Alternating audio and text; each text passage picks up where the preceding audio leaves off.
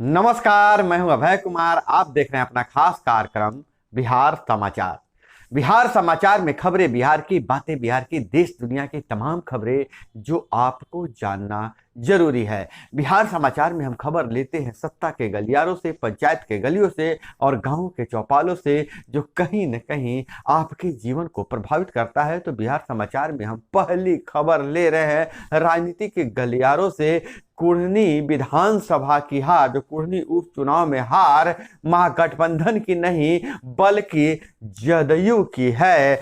और जिस तरह से पार्टी को मजबूत करने के लिए नीतीश कुमार इस्तीफा देकर जीतन राम मांझी को मुख्यमंत्री बनाए थे, उसी तरह राजद को मजबूत करने के लिए और अपनी पार्टी को मजबूत करने के लिए तेजस्वी यादव को मुख्यमंत्री बना दें। यह बयान मेरा नहीं है, यह बयान आरजेडी के कद्दावर नेता अनिल सहनी का है। अनिल सहनी, पूर्व विधायक अनिल सहनी ने कहा है कि अब तेजस्वी यादव को मुख्यमंत्री बना देना चाहिए, क्योंकि आरजेडी से कुढ़नी के निवर्तमान विधायक रहे अनिल सहनी ने कहा है कि कुढ़नी में महागठबंधन का नहीं बल्कि जदयू का हार हुआ है। बल्कि यह सिर्फ और सिर्फ, ऐसा शब्द है, सिर्फ और सिर्फ यह जदयू की हार है।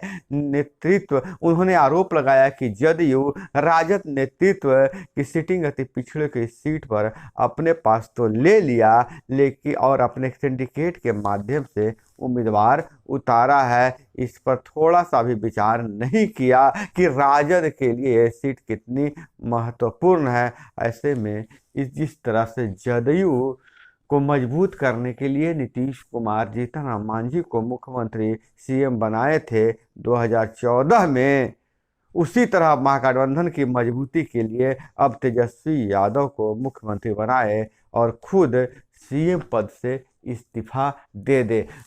इनके इस बयान से राजनीतिक गलियारों में सनसनी फैल गई है। महागठबंधन में अब दरार की स्थिति पैदा हो गई है। अब राजद दबाव बनाने की स्थिति में आ गया है कि मुख्यमंत्री का पद अब राजद के खेमे में आया और तेजस्वी यादव को मुख्यमंत्री बनाया जाए। और यह बहुत बड़ी बात है और बहुत बड़ी खबर आ रही है शिक्षा विभाग से। बिहार बोर्ड इंटर की परीक्षा 1 फरवरी और मैट्रिक की परीक्षा 14 फरवरी से होगी। इंटर में 13,18,439 और मैट्रिक में 16,35,383 छात्र होंगे शामिल। STET व DLED भी ऑनलाइन होगा। तो यह बहुत बड़ा निर्णय लिया गया है परीक्षाओं से संबंधित। तो और इंटरमीडिएट का शेड्यूल 2 पालियों में परीक्षा, एडमिट कार्ड 19 दिसंबर को और मैट्रिक की परीक्षा 1 पाली में होगी। और बहुत बड़ी खबर आ रही है रोजगार से। शिक्षक बहाली प्रक्रिया से शिक्षक भर्ती नियमावली को मंजूरी मिल गई है। दिसंबर तक अंत तक मंजूरी मिल जाएगा। इस शीतकालीन सत्र में प्रारंभिक से हाई स्कूलों में 2 लाख से अधिक शिक्षकों की भर्ती के लिए अभ्यर्थियों को भी और लंबा इंतजार करना होगा। शिक्षक भर्ती के लिए वैकेंसी अगले साल ही आएगी। उच्च और उच्चतर माध्यमिक स्कूलों में 1,32,000 शिक्षकों की भर्ती के लिए वैकेंसी जून 2023 में आने को उम्मीद है। वहीं प्रारंभिक स्कूलों के 80,257 शिक्षकों की भर्ती के लिए वैकेंसी अक्टूबर के बाद आएगी। तो शिक्षक बहाली के लिए जो इंतजार कर रहे हैं वह थोड़ा इंतजार करें और इंतजार करना पड़ेगा अगले साल तक। अब खबर ले रहे हैं कि गुजरात में भाजपा ने चुनाव में 14 महीने पहले सीएम समेत 22 मंत्री बदल डाले थे या फार्मूला अपनाया था। मुख्यमंत्री भी बदल दिया था और 22 मंत्री भी बदल दिया था। मतलब एंटी इनकम्बेंसी फैक्टर को थोड़ा सा मिनिमाइज करने का प्रयास किया था। यह बदलाव का सुपर सक्सेस फार्मूला तय हो गया और अन्य राज्यों में भी लागू कर सकती है। भाजपा 5 मंत्री, पूर्व सीएम, डिप्टी सीएम और 38 विधायकों के टिकट काटे थे। गुजरात में 182 सीटों में से 103 पर नए चेहरे को उतारा था और भयानक जीत हासिल किया था। मध्य प्रदेश में अगले साल चुनाव है, यहाँ भी एंटी इनकम्बेंसी फैक्टर लागू होगा। तो यहाँ भी मुख्यमंत्री के चेहरे समेत कई मंत्रियों को बदला जा सकता है। राजस्थान में कांग्रेस में खेमेबाजी को अवसर मान रही है भाजपा।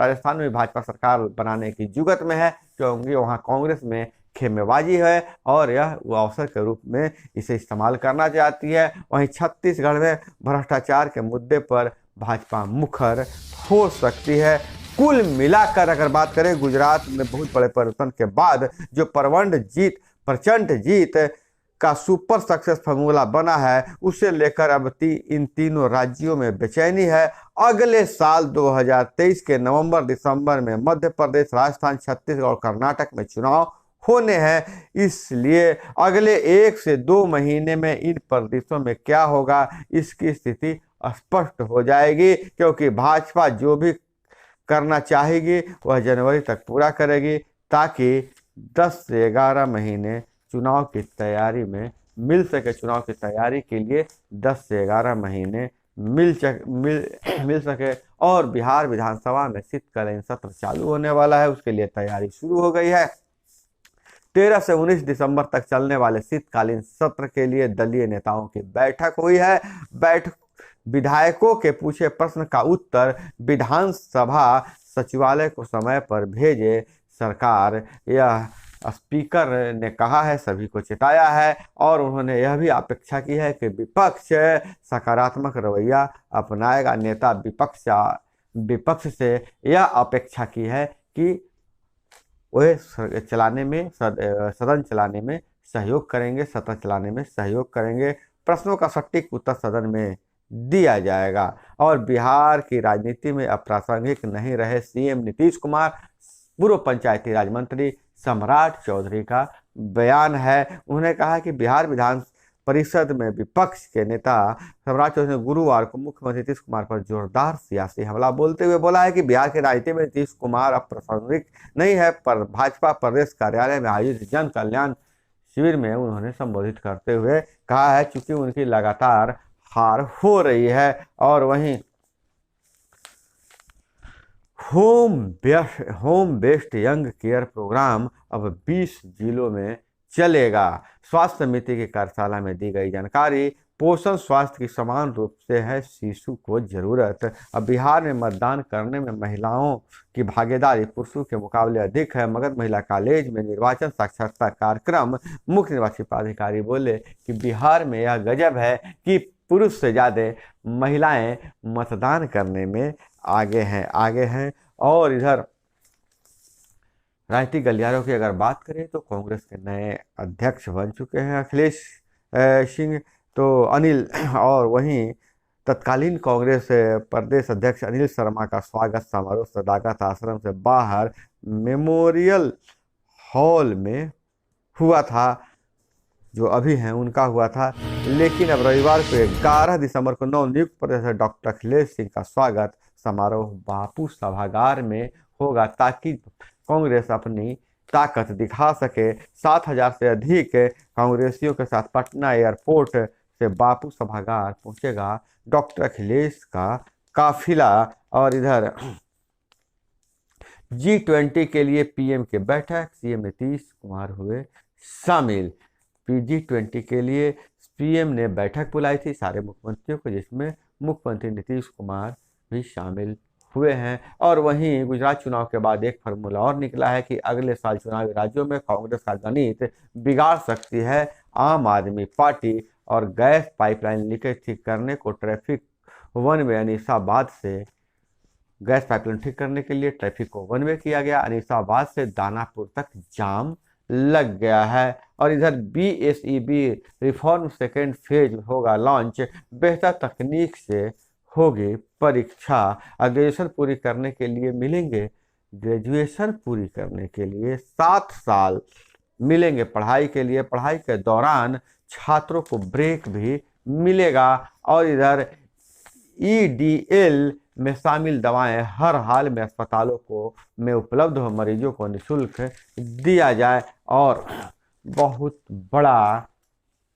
बड़ी खबर है जॉब कार्ड की जांच होते ही प्रदेश से गायब हुए 35 लाख मनरेगा मजदूर, 9 जिलों में 50% नहीं है। तिरहुत और दरभंगा प्रमंडल के जिलों की स्थिति सबसे खराब है। जब जॉब कार्ड की जांच हुई, जो फर्जी मजदूर थे वह गायब हो गए।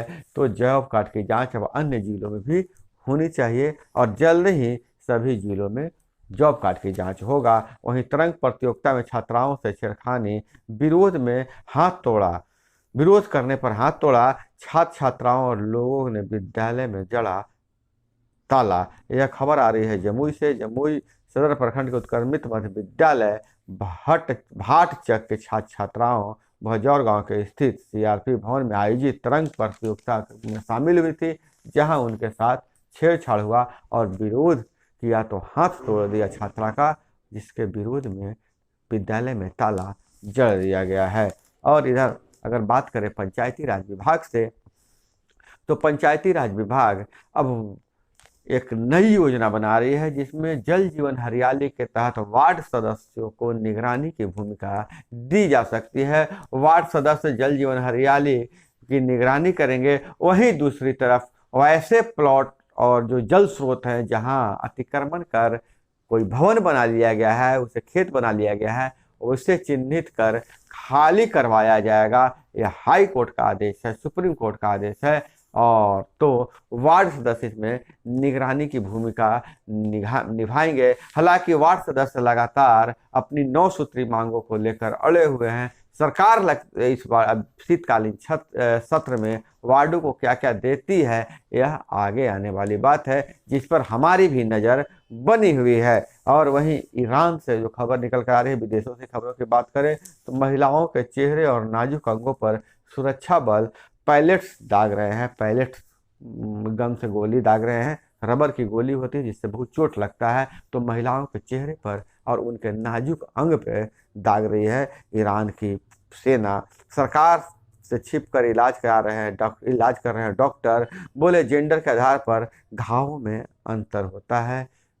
जो घाव बनते हैं वह पुरुष महिला में अलग अलग होते हैं। या लेकिन सरकार कड़ी नज़र रखी हुई है, इसलिए सरकार से छुप कर उनका इलाज भी किया जा रहा है। और श्रीनगर में हेरिटेज टैग खतरे में, 2 दशक में 42 स्थल नष्ट हो गए हैं। और रूस और यूक्रेन युद्ध का रूसी में मंचन किया गया, जिस पर विवाद हो गया। और इधर बात करें पश्चिम विक्षोभ से, उत्तर भारत में ठंड में उतार चढ़ाव का नया दौर शुरू होगा। कश्मीर व हिमाचल में 2 दिन बर्फबारी होगी। इसके असर से उत्तर भारत में और सर्दी बढ़ेगी। तो दोस्तों, यह थी वो तमाम खबरें जो आपको जानना जरूरी था। इसी तरह से खबरों के लिए जुड़े रहिए हमारे साथ। चैनल पे नए हैं तो चैनल को सब्सक्राइब कर लीजिए और वीडियो पसंद आए तो लाइक जरूर कीजिएगा। मिलते हैं अगले वीडियो में। जय हिंद, वंदे मातरम।